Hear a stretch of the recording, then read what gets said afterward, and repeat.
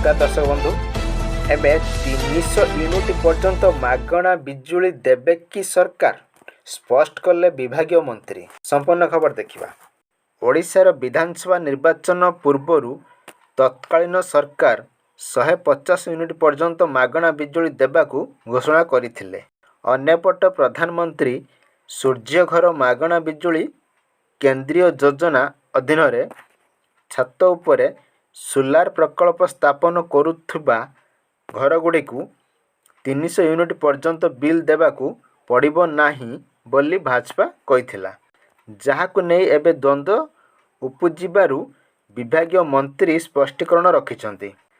300 unit पर्यंत मागणा बिजुली जुगाण व्यवस्था को नहीं कौनसी घोषणा करा जाए नाही बोली उपमुख्यमंत्री तथा शक्ति मंत्री कनक वर्धन सिंहदेव स्पष्ट करिसंती।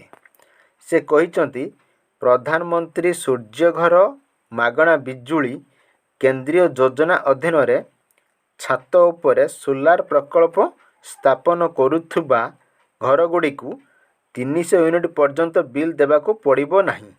ए बाबदरे केंद्र सरकार 3 किलोवाट पर्यंत सोलार प्रकल्प स्थापन पई 78,000 टंका रिहाती प्रदान करुछंती। एही प्रकल्प द्वारा मासिक 300 यूनिट रु अधिक बिजुली उत्पादित होई परिबो। एहा द्वारा उपभोक्ता लाभवान हेबे बोली से कहिसंती।